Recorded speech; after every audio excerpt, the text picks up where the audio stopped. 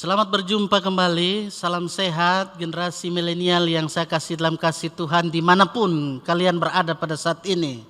Saat ini saya berbicara kepada kita sekalian dari kebenaran firman Tuhan tentang kenaikan Yesus Kristus ke surga. Banyak orang bertanya-tanya, kenapa Yesus harus naik ke surga? Kenapa dia tidak harus ada saja di dunia? Apalagi situasi COVID sekarang ini, supaya dia langsung melakukan tindakan mujizat yang ajaib. Generasi milenial yang saya kasih dalam kasih Tuhan, Yesus naik ke surga karena pertama, dia berasal dari surga, makanya ia harus kembali ke surga. Itu kesaksian Yohanes pasal 8 ayat 23. Yang kedua, Yesus naik ke surga karena ia sudah menyelesaikan pekerjaannya dengan sempurna. Perfect, luar biasa. Dia sudah menyelesaikan semuanya. Itu kesaksian Yohanes pasal 19 ayat 30. Yang ketiga, Yesus naik ke surga, dia pergi, dia menyediakan tempat bagi kita yang sungguh-sungguh mau beriman kepadanya. Itu Yohanes pasal 14 ayat 2. Aku pergi ke situ untuk menyediakan tempat bagimu. Dahsyat, luar biasa. Yesus yang kita imani itu, dia menyediakan tempat, dia menyediakan kapling, tapi tidak seperti kapling yang ada di dunia ini.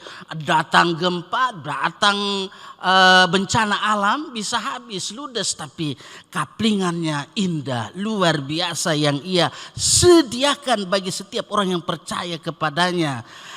Yang keempat, bahwa Yesus naik ke surga supaya Roh Kudus yang dijanjikan itu bisa terrealisasi, bisa turun ke atas kita sebagai orang yang percaya kepadanya.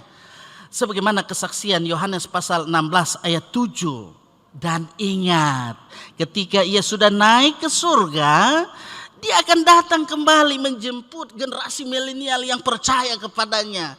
Semua yang hidup beriman kepadanya. Dia datang menjemput kita pada waktu yang tak diduga, pada waktu yang tak dinyana. Oleh karena itu, kalau ada yang menghitung-hitung waktu, hari kedatangannya itu sudah sesat itu. Bahwa kedatangan yang kedua kali seperti yang dilihat oleh murid-murid ketika dia naik ke surga, dia akan datang kemari dengan penuh kemuliaan. Selanjutnya, mari kita melihat bahwa kenaikan Yesus Kristus ke surga itu adalah penggenapan kasih Allah. Itu seperti yang disaksikan dalam Lukas pasal 24 ayat 50 hingga 53. Ini di dalamnya memberi kesaksian tentang kenaikan Yesus. Ketika Yesus sudah memberkati murid-muridnya, ia berpisah dari mereka dan dia terangkat ke surga. Itu kalian lihat generasi milenial yang ada di ayat 51. Bahwa Yesus telah pergi bukan karena dia kesal, bukan karena kesalahan orang tertentu, tetapi itu terjadi karena keadaan itu ia memberi berkat, kemudian dia memberi kehidupan. Ia tentu pernah katakan begini, bahwa dia akan memberikan jaminan hidup berkelimpahan. Nah itu, kalau generasi milenial memperhatikan itu dengan seksama, Yohanes pasal 10 ayat 10. Bahwa dia datang memberi kelimpahan. Luar biasa. Ketika ia memberi kelimpahan kepada kita, jangan kita lupa untuk selalu bersyukur kepada dia. Karena dia yang memberi kelimpahan berkat atas kehidupan ini. Kaulah muda yang dikasihi Tuhan, generasi hebat, generasi milenial. Kita melihat di sini bahwa Yesus telah pergi dan dia juga akan kembali ke dunia ini pada waktu yang tak diduga, tak dinyana. Caranya tentu sama ketika dia naik ke surga. Ketika para murid itu menyaksikan Yesus naik ke surga. Ini menyatakan kemuliaannya. Kedatangannya kembali ke dunia ini tentu dalam rangka bagaimana penggenapan kerajaan Allah. Kerajaan Allah dinyatakan bahwa sesungguhnya kenaikan Yesus Kristus bukan berarti Yesus telah meninggalkan kita, tetapi sebagai tanda penggenapan semua kebenaran pekerjaan yang telah Allah berlakukan dalam. Ada waktu past tense, ada waktu present, ada continuous. Kalian belajar itu bahasa Inggris. Waktu yang lampau, waktu kini, waktu yang akan datang. Seperti itu. Ini perspektif iman Kristen.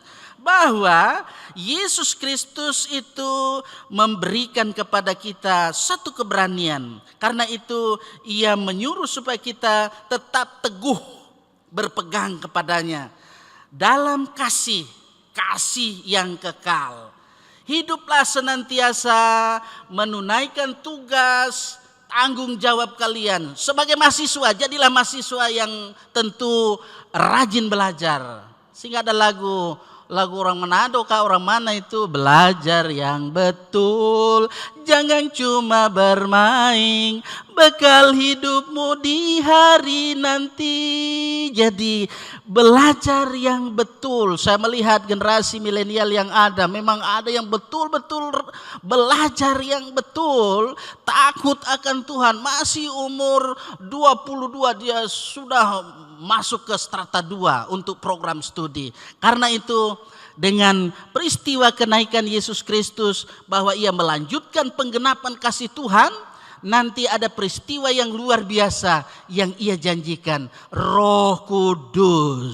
Sampai jumpa, kita akan berjumpa pada pemahaman tentang peristiwa ketuangan Roh Kudus, Pentakosta. Roh Kudus membaharui dan mempersatukan kita semua. Semua yang diberkati Tuhan, katakan amin. Amin.